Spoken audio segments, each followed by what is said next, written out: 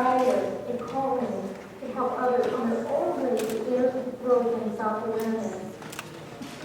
Do you remember when we first met?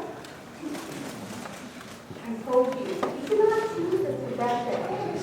But rather, this profession has chosen you. All this work comes to us as unique, with an extraordinary story behind each graduate sitting here today. Most of you have healed yourself from deep hurts and wounds, and in this process have become a true master, someone whose wisdom is based on inner knowing and genuine experience. Taking responsibility for your deep wounds and enveloping them in the light of your consciousness, choosing empowerment over complacency is exactly what has made you a true healer. As a healer, you intuitively know how essential it is to know your true self. Your true self isn't your self-image that is dependent on the labels you and others have given yourself. MFT, PhD, expert in CBT. Your true self is the innermost core of your being that is beyond all labels, definitions, and limitations. Just like your clients are beyond the labels, definitions, and limitations that are often placed on them. All the wisdom and traditions that have come before us tell us that the human spirit is a field of infinite possibilities, a field of never-ending creativity, love, compassion, and joy. And now you know that you can only give to the world that which you possess in that innermost core of your being. It takes a number of challenging experiences, the strength to reflect on those events, and the skill to rework them into a coherent narrative to get to that core of your being. Remember what I have said over and over? You can only take your plan as far as you have come. And in these last couple of years, you have certainly come a long way. Not only have you given us the privilege and the honor of being a part of your academic journey, but you have also allowed us to witness the depth of your character, courage, and unique qualities that you will take into this profession. You have, which is a rare thing, that ability to deeply listen to others and provide an emotional corrective experience that has the potential to change the course of a human life. Wow. Now that's a lot of responsibility. So trust me when I say this. You cannot do this work alone. You will need your family, your friends, mentors, allies, and even those co-conspirators to assist and to sustain you, to guide you, to help you, to tell you that you really need some time off because you're beginning to look a little tired, irritable, and thirsty. And every so often, you will also need appreciation and recognition for the enormous amount of compassion and kindness that you give to others that make our community, our country, our world a better place. Your professional identity as you go into this line of work is just beginning. To embrace duality is the key to widening your professional identity. And sometimes that's actually a conflict, which in essence is a part of the human condition that is unavoidable. However, with conflict comes the opportunity to accept ourselves fully.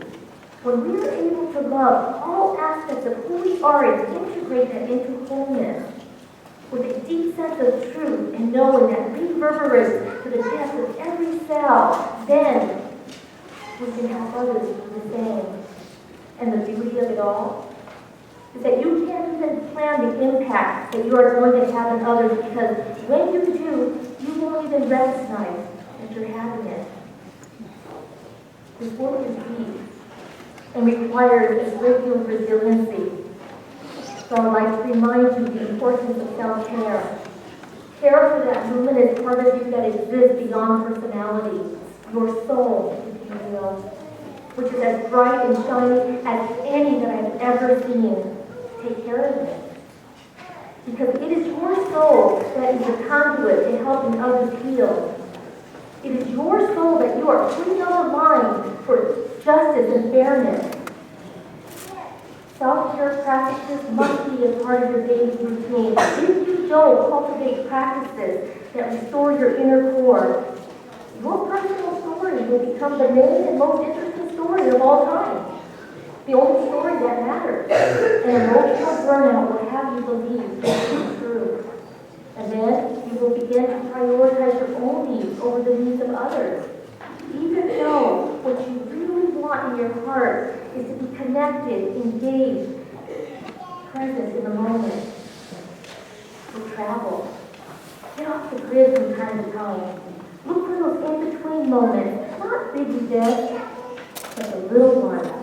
When you're laughing with a friend so hard tears begin to well up. Noticing the beautiful color in a city landscape, ushering in a sunrise, breathing in the splendor of a sunset. Or whatever you do, carve into your life time to play. So I want to say to you, as you are leaving this institution, your degree is just a tool that gives you the credentials to work in this profession. It is you. You are the instrument that will have a positive impact on generations to come. You're smart, talented, conscientious, untainted by the mistakes and conventional wisdom of the past. And as you go on to serving a greater purpose, don't forget, it took life over 3.6 billion years to evolve into you. You have about 60 more years to enjoy it. So if I could offer you 2 pieces of advice, don't be afraid of conflict. Lean into it. Embrace it. Because that is where you'll find an opening for deep intimacy to follow. Not just in relationship with yourself, but in relationship with others.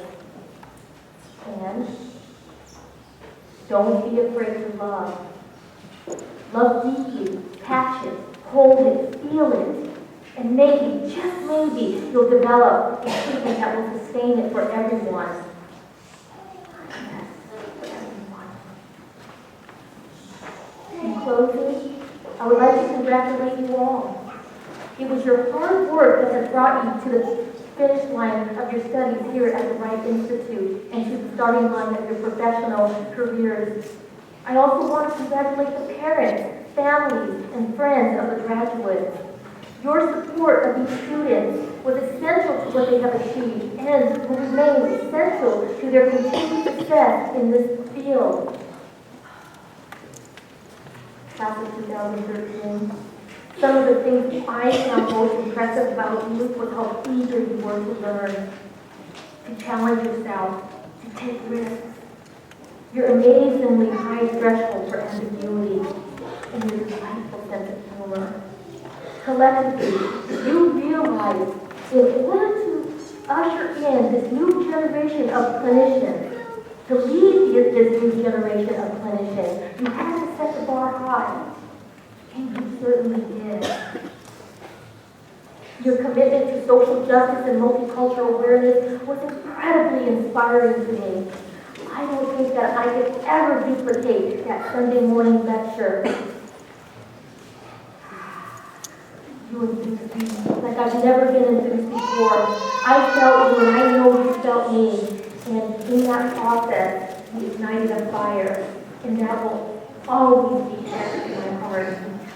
Over the course of these last 2 years, you have made me a better professor, a better human being, and reminded me how much I love this work.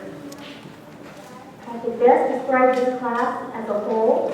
I would say you are all courageous, humble, and bold. You are willing to go against the tide when doing so is right, or if it is a matter of moral responsibility. You have been and will continue to be agents of change, true social justice advocates. Graduates, today, you have given your parents, ancestors, professors and mentors one of their greatest dreams. You have accomplished something remarkable and complex. that has transformed you as a person and will make your life and the lives of others better forever. To the graduating class of 2013, congratulations, you did it! Thank you.